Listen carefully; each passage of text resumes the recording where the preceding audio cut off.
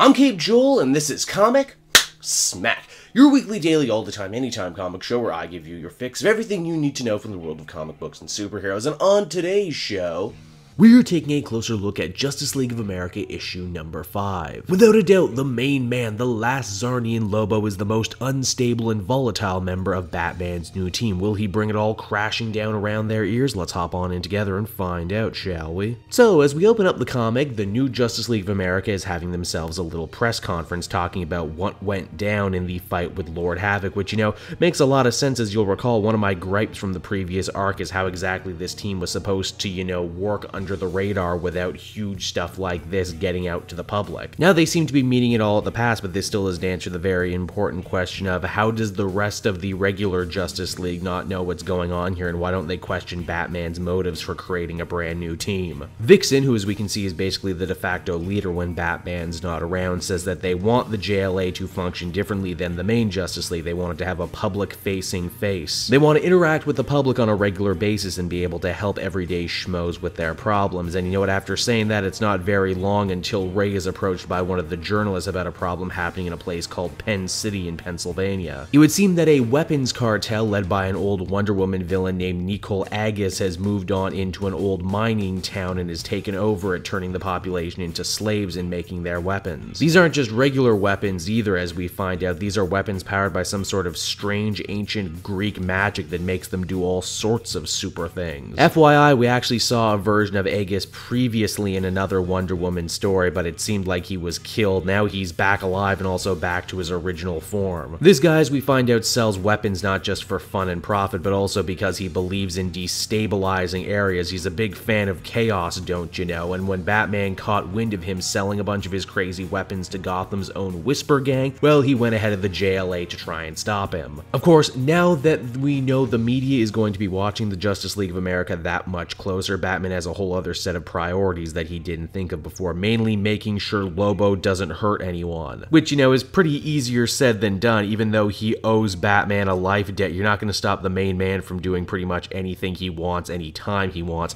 Funnier still, Lobo proves to not absolutely be dumb either, as he too is starting to realize that Batman has ulterior motives with this team. Now, the plan to retake the town is simple. The rest of the team will sweep it and deal with all the Greek-themed henchmen running around saving the people, while Lobo gets sent on into the mayor's mansion, which is Agus's stronghold. Batman has no problem letting Lobo be the meat shield. After all, he has an amazing alien healing factor that makes him almost immortal. Of course, no one could possibly expect that Agus had with him a special spear coated with Hydra venom that, you guessed it, manages to mess with Lobo's own healing factor. Now hey, here's a bit of a twist for you. When they actually do manage to rescue the townspeople, they're actually a little mad at the Justice League for coming on in and messing with the cartel, as they were pretty much the only ones bringing any money into this place. Oh, they agree being slaves of arms traders are all pretty bad, but at the end of the day, a 99.9% unemployment rate is pretty bad too. When the rest of the team realizes that Lobo has been robbed of his healing factor, they figure, hey, no big deal, right? We've already cleaned out the town. Surely there's nothing left we have to worry about. That is, of course, except for Agus bringing out his big guns, and that is an army of flying chimeras. Justice League of America number 5 was a compelling enough story. I like the idea that Orlando is meeting a lot of the complaints I had about the first arc head on, about how public an organization this new JLA actually is. How people are gonna question why criminals like Lobo and Killer Frost are on the team. However, much like Lord Havoc, I think one of the biggest issues with this book is the villain, and that is, well, I appreciate thinking outside the box with villains. I appreciate picking lower tier villains. Agus is just such a weird choice, and I'm not exactly sure if you need a whole Justice League to take down a Greek terrorist turned arms dealer. The prospect of taking away Lobo's amazing healing factor too is also a kind of interesting idea. You wonder, would he be as reckless and as crazy as he is if he knew he could actually be killed? I also gotta wonder what the shelf life for this team is going to be now that everyone is slowly but surely realizing that Batman didn't bring them together just out of the goodness of his heart, and once they finally do realize what's at stake here, are they gonna stay or are they just gonna kick Batman out, I wonder. Overall, I feel comfortable giving this one a 6.5 out of 10. It's was good, but it could have been great. So there you have it, everyone, another Justice League book on the books. I hope you enjoyed it, and while I have your attention, why not check out some of the other videos I have available on the channel this week. Want to stay up to date on when the new Escape Joel video comes out? Well, of course you do, and there's no better way to do that than to head down to the description of this video you're watching right now and follow me on one of my many social media feeds. And before I go, if you like the content on the channel and want to receive exclusive podcasts and videos before anyone else, might I recommend becoming a patron.